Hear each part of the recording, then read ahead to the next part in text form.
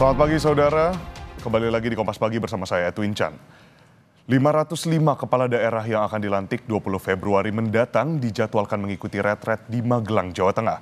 Minggu pagi, Wakil Menteri Dalam Negeri Bima Arya pun menggelar simulasi dari Yogyakarta hingga tiba di Magelang.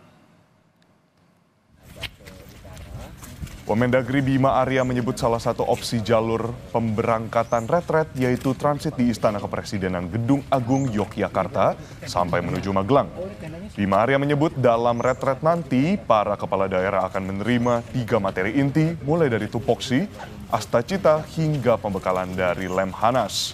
Retret di Magelang, Jawa Tengah akan berlangsung 21 Februari hingga 28 Februari 2025.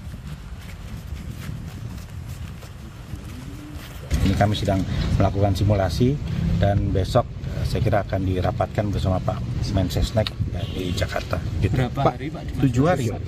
Ya, 21 sampai 28.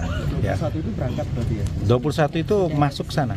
Ya, check-in di Magelang itu 21. Ya, sejauh ini rencananya itu kemungkinan opsinya 2, berkumpul di sini atau langsung di Magelang gitu. Kalau di Jogja kemungkinan ini ada salah satu opsinya. Presiden Prabowo Subianto 22 Januari lalu menekan instruksi Presiden nomor 1 tahun 2025 tentang efisiensi belanja dalam pelaksanaan APBN dan APBD tahun 2025. Dalam keputusan itu, Presiden Prabowo meminta jajaran pemerintah pusat dan daerah untuk menghemat anggaran hingga 306,7 triliun rupiah. Perjalanan dinas dikurangi. Potong setengah. Dengan setengah kita bisa menghemat 20 triliun lebih. Kalau kita hitung 20 triliun, berapa puluh ribu sekolah, gedung sekolah bisa kita perbaiki.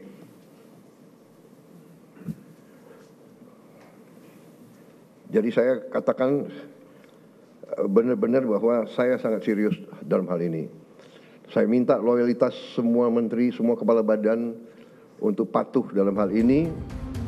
Menteri Sekretaris Negara Prasetyo Hadi menyebut sebagian dana hasil penghematan akan digunakan untuk memperluas jangkauan penerima manfaat program makan bergizi gratis. Bapak Presiden merasa juga ingin sesegera mungkin untuk itu bisa menerima manfaatnya lebih banyak, ya, lebih merata lagi. Nah, tentunya di situ ada konsekuensi, mungkin kita memerlukan penambahan biaya. Nah, sehingga dari hasil penghematan yang kemarin kita lakukan, pemerintah lakukan, ya, ada kemungkinan juga nanti akan diprioritaskan juga untuk menambah program makan bergizi. Sementara itu, Menteri Pekerjaan Umum Dodi Hanggodo menjelaskan soal anggaran pembangunan Ibu Kota Nusantara IKN yang diblokir. Dodi bilang anggaran IKN masih dalam tahap politik anggaran atau tahap pembahasan di DPR dan tak akan mengganggu pembangunan IKN 5 tahun ke depan. Dodi juga bilang Presiden Prabowo meminta pembangunan utama gedung infrastruktur untuk legislatif dan yudikatif sudah selesai sekitar 2028 atau 2029. Sebelumnya saat ditemui usai rapat kerja di DPR 6 Februari lalu, Menteri PU menyatakan anggaran kementeriannya untuk proyek Ibu Kota Nusantara diblokir dan belum ada progres pembangunan IKN. Dalam efisiensi APBN 2025, anggaran Kementerian Pekerjaan Umum dipangkas hingga 81 triliun rupiah. Sebetulnya nggak blokir lah, sebetulnya lebih tepatnya itu politik anggaran, Mas. Politik anggaran yang kita selalukan dari Kementerian Keuangan ngasih sekian, kemudian dari situ kan kita detekkan sekian ini saya mesti kerjakan apa, A, B, C, D, sudah oke, baru kita bilang ke Bumenku kesepakatan dengan DPR seperti ini kan gitu. Baru kemudian dibuka. Pak Prabowo kan maunya beberapa bangunan utama yang legislatif, yudikatif itu segera berdiri. Saya 2008, tapi saya nggak tahu, ini saya cuma dengar sepintas sekarang di rapat kabinet suka ada kan.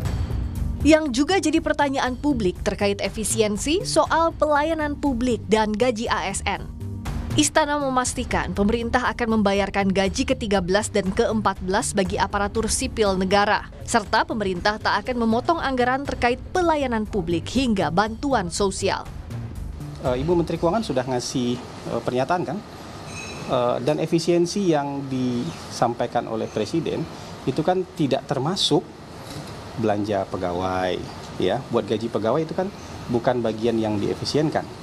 Jadi gaji ke-13 sama THR itu merupakan hak dari para pegawai negeri dan itu akan dibayarkan. Menteri Keuangan kan sudah juga memberikan pernyataan soal itu. Kementerian dan lembaga negara memiliki waktu hingga 14 Februari untuk mengusulkan revisi anggaran yang telah disesuaikan dengan instruksi Presiden terkait efisiensi.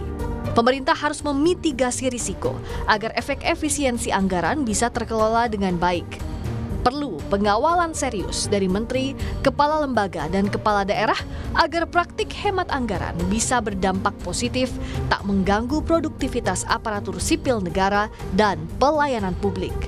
Tim Liputan Kompas TV.